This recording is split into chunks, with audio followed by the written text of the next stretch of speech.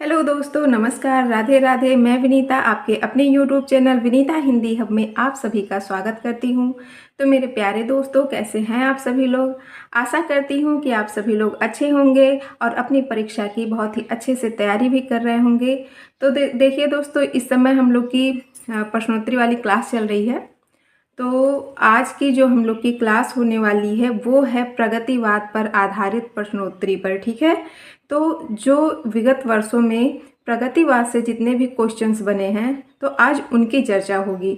आप लोग अच्छे से पढ़िए और पूरा क्लास देखने के बाद जो मेरे चैनल पे नए जुड़े हैं, आज पहली बार मेरा क्लास देख रहे हैं, तो पूरा क्लास देखने के बाद अगर आपको यह अच्छा लगे मेरा क्लास तो आप लोग मेरे चैनल को प्लीज़ सब्सक्राइब कर लीजिएगा। तो आइए देखते हैं हम लोग आज का अपना पहला सवाल। पहला सवाल है, जनता मुझसे पूछ रही है क्या बतलाऊं, जन कवि हूँ मैं साफ कहूँगा क्यों हकलाऊं। पंक्तियां हैं तो किसकी हैं, नागार्जुन की हैं। ठीक है, नागार्जुन की एक कविता है जन कवि हूँ मैं, तो उस कविता से ये पंक्तियां ली गई हैं। तो यहाँ देखिए, जो जन कवि है, जन कवि का मतलब होता है जनता का कवि। ठीक है, तो क्या कहते हैं कि देखिए, जो जनता है, जब जनता अपने कवि से क्या करती है, सवाल कर रही है, तो जन कवि का यानी कि जो जनता का कवि है उनका कर्तव्य है कि वो बिना डरे, ठीक है, एक जन कवि होने के नाते पूरी सच्चाई से बिना डरे और वो बिना संकोच के उन सवालों का क्या करें, जवाब दें। तो ये पंक्तियाँ जो है नागार्जुन की, तो इसमें कवि की ईमानदारी और निर्भीकता की अभिव्यक्ति की गई है। ठीक है, फिर अगला है, नागार्जुन का काव्य संग्रह नहीं है तो क्या नहीं है, युग की गंगा। वह साहित्यकार जिसने प्रगतिवाद आंदोलन के सैनिक रूप का उल्लेख किया है तो वो मुक्तिबोध हैं। ये जो प्रश्न है वह आपके यूपी टीजीटी 2021 में आया हुआ सवाल है। ठीक है, अगला है, तुम्हें सौंपता हूँ, काव्य रचना है तो त्रिलोचन की है। यह भी यूपी टीजीटी 2021 में आया हुआ सवाल है। वह तत्व जो मार्क्सवादी चिंतन के पक्ष में नहीं है तो क्या नहीं है, यांत्रिक भौतिकवाद। यह नेट में पूछा गया सवाल है। नींद के बादल काव्य संग्रह के लेखक हैं तो केदारनाथ अग्रवाल हैं।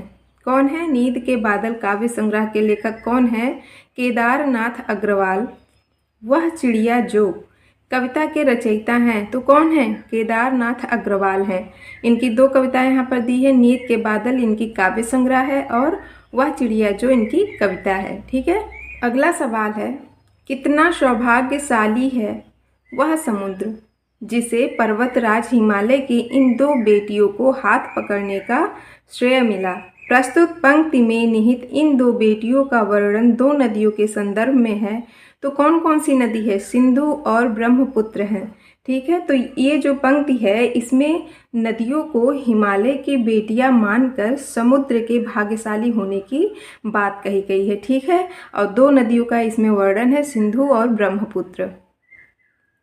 अगला है, मार्क्सवादी चिंतन से प्रभावित हिंदी की प्रमुख साहित्य परंपरा है तो प्रगतिवाद है। कवि नागार्जुन का वास्तविक नाम है तो क्या है, वैद्यनाथ मिश्र है। बहुत ही महत्वपूर्ण है, इनका पूछा जाता है कि जो नागार्जुन है उनका वास्तविक नाम क्या है, तो वैद्यनाथ मिश्र है। ठीक है, आज नदी बिल्कुल उदास थी, सोई थी अपने पानी में।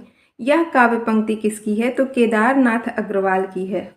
यहाँ क्या कहने का मतलब है कि जो नदी है, नदी शांत, स्थिर और क्या थी, उदास दिखाई दे रही थी, जैसे कि वह अपने ही पानी में सो गई हो। ठीक है, तो देखिए, ये जो केदारनाथ अग्रवाल की एक कविता है, आज नदी बिल्कुल उदास थी, तो उससे ये पंक्ति ली गई है। ठीक है, अगला है, डॉक्टर नगेंद्र ने प्रगतिवाद का आरंभ काल माना है तो कब से माना है, सन 1936 ईस्वी से। ठीक है, जो प्रगतिवाद का समय है वो 1936 से लेकर 1942 ईस्वी तक माना गया है। तो 1936 ईस्वी से कौन मानता है प्रगतिवाद का आरंभ, डॉक्टर नगेंद्र। ठीक, महत्वपूर्ण है, याद रखिएगा। वह रचना जिसमें कामाध्यात्म की समस्या उठाई गई है तो कौन सी रचना है वो? उर्वशी है। यह आपके यूजीसी नेट में पूछा गया सवाल है कि वह कौन सी रचना है जिसमें कामाध्यात्म की समस्या उठाई गई है। ठीक है, काम आध्यात्म, तो उर्वशी।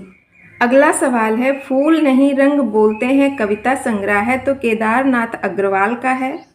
प्रयोगवाद के बाद हिंदी कविता की जो नवीन धारा विकसित हुई उसे कहा जाता है तो नई कविता कहा जाता है। क्या है कि प्रयोगवाद के बाद हिंदी कविता की जो नवीन धारा, जो नई धारा विकसित हुई तो उसे क्या कहा जाता है? तो उसे नई कविता कहा जाता है। अगला है, ना कोई छोटा है ना कोई बड़ा है मेरे लिए, हर आदमी एक जोड़ी जूता है। यह रचना किसकी है? तो यह रचना धूमिल की है।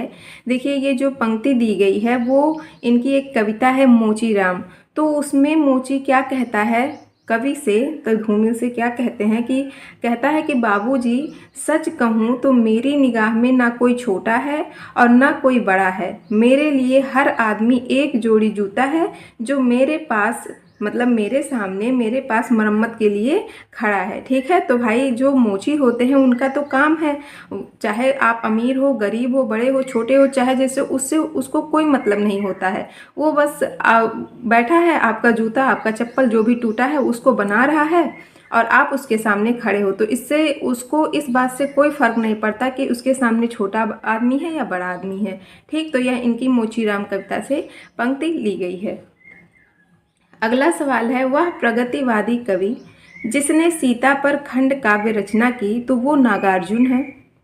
प्रगतिवाद की मूल स्थापना सैद्धांतिक रूप से की थी किसमें? प्रगतिशील। ठीक है, प्रगतिवाद में निम्न वर्ग के जीवन चित्रण को प्रधानता दी गई, जबकि प्रयोगवाद में मध्यम वर्गीय समाज के चित्रण को। ठीक है, तो इसमें क्या है कि जो प्रगतिवाद है, तो प्रगतिवाद में किस प्रकार के जीवन का चित्रण किया गया है? निम्न वर्ग के। लेकिन जो प्रयोगवाद है उसमें मध्यम वर्गीय समाज का चित्रण किया गया है।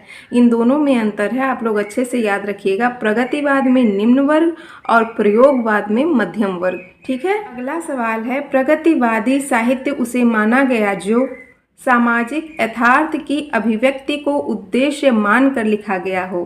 प्रगतिवादी साहित्य किसे माना गया है? तो जो सामाजिक यथार्थ की अभिव्यक्ति को उद्देश्य मान करके लिखा गया हो वही प्रगतिवादी साहित्य है। ठीक है, प्रगतिशील लेखक संघ का प्रथम अधिवेशन हुआ था तो सन 1936 ईस्वी में हुआ था प्रगतिशील लेखक संघ का प्रथम अधिवेशन।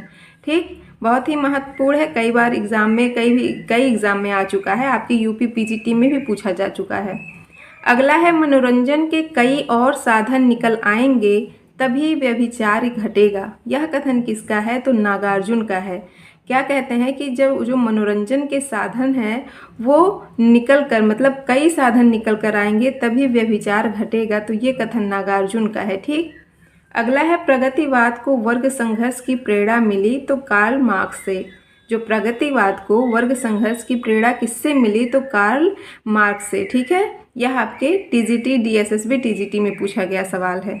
अगला सवाल है, हिंदी में प्रगतिवाद का आरंभ हुआ तो 1936 ईस्वी से। बसंती हवा कविता के रचयिता हैं तो कौन है? केदारनाथ अग्रवाल हैं। बसंती हवा कविता के रचयिता केदारनाथ अग्रवाल हैं। राम कथा पर आधारित काव्य है तो कौन सा है? भूमिजा। देखिए, ये जो काव्य है भूमिजा वो राम की कहानी पर आधारित है। ठीक है, हिंदी में सानेट का प्रयोग सर्वप्रथम किसने किया? तो त्रिलोचन शास्त्री ने किया। किसने किया था सानेट का प्रथम प्रयोग? तो त्रिलोचन शास्त्री ने किया था। नागार्जुन की रचनाओं में से वह रचना जो खड़ी बोली हिंदी में नहीं लिखी गई तो वह है पत्रहीन नग्न गाछ। ठीक है, जो नागार्जुन की वह रचना जो खड़ी बोली हिंदी में नहीं लिखी गई है वह पत्रहीन नग्न गाछ है। अगला सवाल है, हिंदी साहित्य में मार्क्सवादी चेतना की अभिव्यक्ति जिस काव्यधारा में देखने को मिलती है उस धारा को कहा जाता है तो प्रगतिवाद कहा जाता है। आपके यूपी पीजीटी में आया हुआ सवाल है। नागार्जुन की लिखी रचना है प्यासी पथराई आंखें। प्रगतिवाद का आधार है तो द्वंद्वात्मक भौतिकवाद प्रगतिवाद का आधार है। जमुन जल तुम काव्य के रचनाकार कौन है? तो केदारनाथ अग्रवाल हैं। प्रगतिशील लेखक संघ स्तर की संस्था है, तो किस स्तर की? अंतर्राष्ट्रीय स्तर की संस्था है क्या? प्रगतिशील लेखक संघ। मैं उस जनपद का कवि हूँ, काव्य रचना है, तो किसकी है? त्रिलोचन की है। त्रिलोचन का वास्तविक नाम है, तो क्या है? वासुदेव सिंह। त्रिलोचन का वास्तविक नाम क्या है? वासुदेव सिंह। कबीर के उपरांत हर विध्वंसकारी और जन विरोधी शक्ति को सर्वाधिक खुली चुनौती देने वाले साहित्यकार कौन हैं? तो नागार्जुन हैं। देखिए, कबीर के बाद विध्वंसकारी और जन विरोधी शक्ति को सर्वाधिक खुली चुनौती जिसने दी वो नागार्जुन है। अगला सवाल है, द्वंद्वात्मक भौतिक विकासवाद काव्यधारा का आधार है, तो प्रगतिवाद है। यह आपके यूपी पीजीटी में पूछा गया सवाल है। प्रगतिवाद के अंतर्गत अमान्य विचार है, तो क्या है? रूपवाद। युगधारा के रचयिता हैं नागार्जुन, नेट में पूछा गया सवाल है। अगला सवाल है, एक हथौड़ा वाला घर में और हुआ, पंक्ति है, तो किसकी है? केदारनाथ अग्रवाल की। यूजीसी नेट में पूछा गया सवाल है। देखिए, ये जब कविता लिखी गई थी तो एक मतलब मजदूर है, उस मजदूर के घर में एक बच्चा पैदा होता है, तो कवि ने एक बहुत ही मशहूर पंक्ति बोली थी कि एक हथौड़ा वाला घर में और हुआ। तो इसका मतलब क्या है कि मतलब जो कवि हैं उनको यह उम्मीद है कि जो मजदूर का बेटा है वह भी बड़ा होकर के अपने बाप की तरह क्या करेगा? हथौड़ा संभालेगा। यानी कि जो मजदूर का बेटा है तो वो बड़ा होकर के क्या बनेगा? मजदूर ही बनेगा। ठीक है, तब ये उन्होंने ये पंक्ति कही थी। फिर अगला है, हरिजन गाथा रचना है, तो नागार्जुन की है। प्रगतिवादी काव्य सृष्टि है, तो क्या है? वर्ग चेतना प्रधान है। ये आपके यूपी टीजीटी में पूछा गया सवाल है। हिंदी साहित्य में मार्क्सवादी चेतना की अभिव्यक्ति जिस काव्यधारा में देखने को मिलती है उस धारा को कहा जाता है, तो प्रगतिवाद कहा जाता है। बहुत ही महत्वपूर्ण ये लाइन है, आप लोग अच्छे से पढ़ लीजिएगा। आपके यूपी पीजीटी में भी पूछा गया सवाल है। ठीक है, कि क्या है कि हिंदी साहित्य में जो मार्क्सवाद चेतना की अभिव्यक्ति है वो किस काव्यधारा में देखने को मिलती है? तो प्रगतिवाद में देखने को मिलती है। अगला सवाल है, प्रगतिवाद काव्यधारा के कवि हैं, तो नागार्जुन हैं। शोषक वर्ग के प्रति घृणा का भाव किस युग की कविता की मुख्य प्रवृत्ति रही है? तो प्रगतिवादी। शोषक वर्ग के प्रति घृणा का भाव किस युग की कविता की मुख्य विशेषता रही है, मुख्य प्रवृत्ति रही है? तो प्रगतिवादी। आग और राग का कवि कहा जाता है, दिनकर को कहा जाता है। प्रगतिवाद का दार्शनिक आधार है साम्यवाद। वह कवि जिसको मार्क्सवादी चेतना पर कवि माना जाता है, तो केदारनाथ अग्रवाल। वो कौन से कवि हैं जो मार्क्सवादी चेतना के कवि माने जाते हैं? तो केदारनाथ अग्रवाल हैं। युग की गंगा रचना है, तो किसकी है? केदारनाथ अग्रवाल की है। तो दोस्तों, आज की जो हम लोग की प्रश्नोत्तरी थी किस पर आधारित थी? प्रगतिवाद पर। वो यहीं पर समाप्त होती है, क्योंकि प्रगतिवाद से संबंधित जितनी भी प्रश्नोत्तरी पिछले वर्षों में पूछी गई है तो इतनी ही दी है। तो आज का क्लास यहीं पर समाप्त होता है। क्लास देखने के बाद, पूरा वीडियो देखने के बाद आप लोग कमेंट में ज़रूर बताइएगा कि ये क्लास आपको कैसा लगा, और अगर उसके प्रति कुछ सुझाव हो आपके तो वो भी मुझे बताइएगा। देखिए, कमेंट से क्या होता है, जब आप लोग कमेंट करते हैं ना तो एक नई ऊर्जा, एक मतलब बहुत ही अच्छा लगता है उसको पढ़ने में कि हाँ आपको क्लास पसंद आ रही है। ठीक है, तो प्लीज़ कमेंट करिएगा और अपने दोस्तों को ये वीडियो शेयर भी करिए ताकि वो लोग भी इसका फ़ायदा उठा सकें, वो लोग भी पढ़ सकें अच्छे से।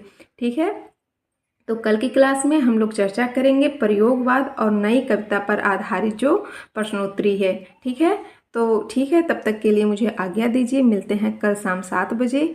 धन्यवाद।